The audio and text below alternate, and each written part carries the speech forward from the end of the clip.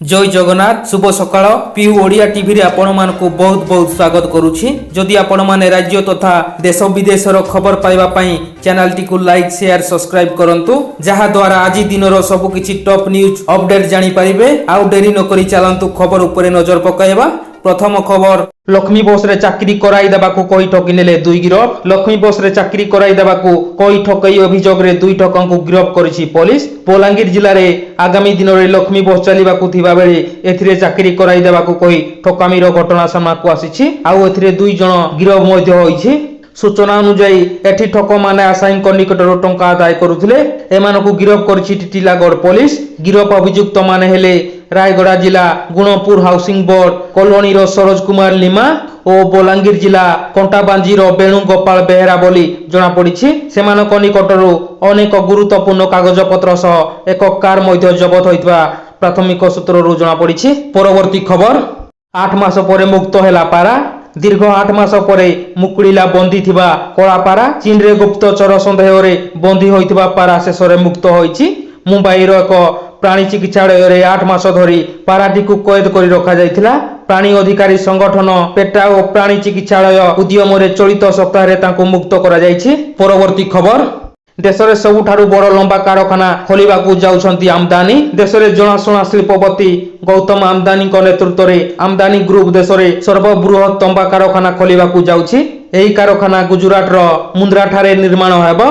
एही कारखाना सहित देशर तंबा आमदानी ह्रास पाइबो। तंबा कारखाना पाई आमदानी ग्रुप प्राय $2 बिलियन विनियोग करिबो। परवर्ती खबर मां कनक परमेश्वरी मंदिर रे बुलिला कलागना।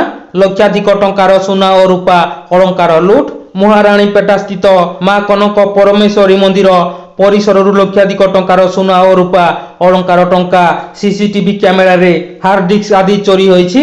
एने जयपुर टाउन थाना रे एतला होइछि। परवर्ती खबर जीरो विद्युत बिल प्रस्ताव उपरे सरकारक नजर। खूब शीघ्र खुशी खबर दे पारंती मोदी सरकार। जीरो विद्युत बिल उपरे सरकारक नजर रहिछि। एहा उपरे सरकार चिंता करुथिबा नै प्रधानमंत्री नरेंद्र मोदी रविवार सूचना दैछंती। मोदी कहिछंती कि घरोई उपभोक्तांक विद्युत बिल को सुनकु ह्रास करिवाकू सरकार कार्य करुछंती। आसाम रे अनेक प्रमुख प्रकल्पर उद्घाटन करी से कहिछंती गत 10 वर्ष मध्य रे आमे प्रत्येक घर को विद्युत जोगाइबा अभियान आरंभ करिछु। वर्तमान आमे विद्युत बिल शून्य करिवाकू आगकू बढ़ुछु बोली प्रधानमंत्री कहिछंती। परवर्ती खबर ओडिशा को विकसित करिबा पई समस्तंकर सहयोग आवश्यकता। ओडिशा षष्ठतम भारतीय भाषा भावे शास्त्रीय मान्यता लाभ करि सारिछि। एही भाषा को विकसित करिबा निमंते समस्तंकर सहयोग आवश्यकता रहिछि बोली ओडिशा भाषा साहित्य और संस्कृति को नहीं आयोजित विमर्श रे वक्ता माने मत रखिछंती। शनिवार ठारू ओडिशा सरकारक ओडिशा भाषा साहित्य और संस्कृति विभाग पक्षरु आरंभ होइतबा 3 दिनिया प्रथम विश्व ओडिशा भाषा सम्मेलनी परिप्रेक्षी रे सोआ ठारे रविवार 2 दिन धरी ओडिशा भाषा साहित्य और संस्कृति संपर्कित विमर्श कार्यक्रम आरंभ होइछि। परवर्ती खबर विधानसभा अधिवेशन पाई कड़ा सुरक्षा व्यवस्था। आज ठारू विधानसभा बजेट अधिवेशन आरंभ हेबो। एही अधिवेशन रे 7टी कार्य दिवस रहितबा बेले कामचला बजेट उपस्थापना करा जिवो।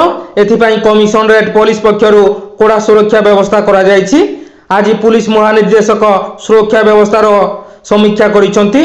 विधानसभा अधिवेशन पाई 28 प्लाटून फोर्स मुतयन हेबाकू थिबा बेले 3 थाकिया सुरक्षा बल रे विधानसभा रहिबो एवं सीसीटीवी नजर रे विधानसभा आखपाख अंचल को रखा जिवो। परवर्ती खबर राजधानी राजरास्ता रे हेबो विशाल शिक्षक समावेश। विभिन्न समस्या को नहीं हजार हजार शिक्षक अभिभावक पुरातन छात्र और परिचालना कमिटी सदस्य मानक सहित ओडिशा माध्यमिक स्कूल शिक्षक संघ अष्टा आगामी फेब्रुआरी मास 7 तारिख रे राजधानी राजरास्ता को ओह्लाइब बोली एक प्रेस विवृत्ति माध्यम रे साधारण संपादक रंजन कुमार दास गणमाध्यम को जणाइछंती।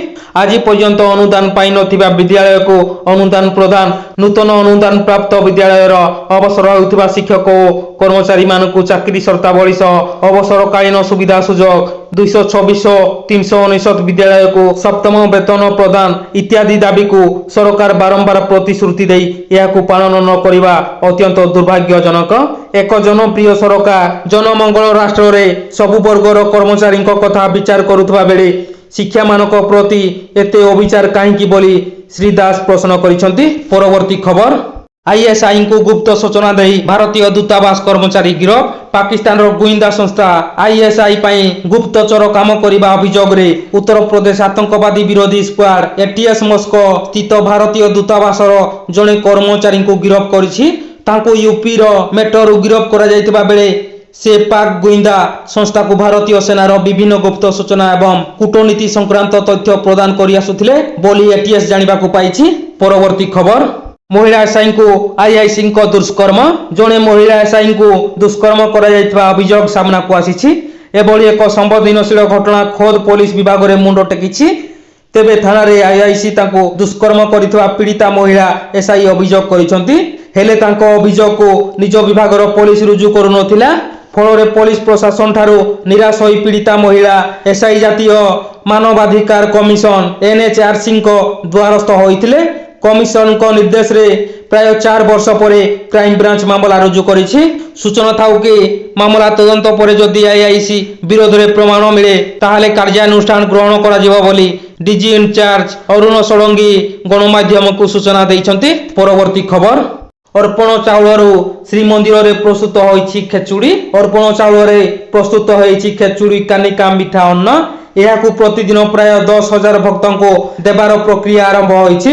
आ प्रसाद को बेस श्रद्धार सेवन करिसंति भक्त अर्पण चाउल प्रस्तुत प्रसाद महाप्रभु निकट में लगी हेबा परे सिंहद्वार छड़ा अन्य द्वार भक्तों को बंटन करा जाइछि। परवर्ती खबर भद्रक कार्यक्रम को जीवाकू सुजोग न मिलवा नहीं कॉलेज छात्र छात्री विपक्ष तिहिड़ी ब्लॉक पालिया बिंदा स्थित बीएएनएएमए कॉलेज छात्र छात्री मान पक्षर विपक्ष प्रदर्शन करा जाइछि।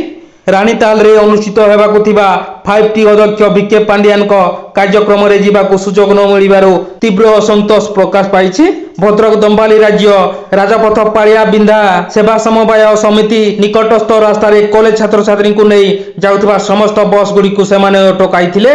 आमकू न नेले ए रास्ता रे कोनोसी कॉलेज गाड़ी छाड़िबुनी दाबी रे रास्ता रे हड़ताल करथिले शताधिक छात्र छात्री। परवर्ती खबर राजधानी रे अष्टम श्रेणी छात्रर मृतदेह उद्धार बापा पिटी पिटी मारी देइथिबा अभियोग अष्टम श्रेणी रे पढुथिबा पुओ को बापा पिटी पिटी मारी देइथिबा अभियोग होइछि। राजधानी भुवनेश्वर खारबेल नगर थाना अधीन यूनिट 3 अंचल रे एभली चांचल्यकर घटना घटिछि। मृत छात्र हेले सयंसु परिडा अभियुक्त बापांको नाम संतोष कुमार परिडा। परवर्ती खबर 23 तमिलनाडु मत्स्यजीवी को गिरफ कला श्रीलंका नौसेना अंतर्जातीय सीमार बेआईन भाव माछ धरुवा अभियोग 23 तमिलनाडु मत्स्यजीवी को गिरफ करछि श्रीलंका नौसेना। एथिसह 2टी पावर बोट को मध्य अटक रखिछि। समस्त मत्स्यजीवी रामनाथपुरम जिलार रामेश्वरम उपकूल माछ धरिबाकू जाइथिले। भारत और उत्तर श्रीलंका गंगेसान समुद्र सीमा निकटरे माछ धरुथिले।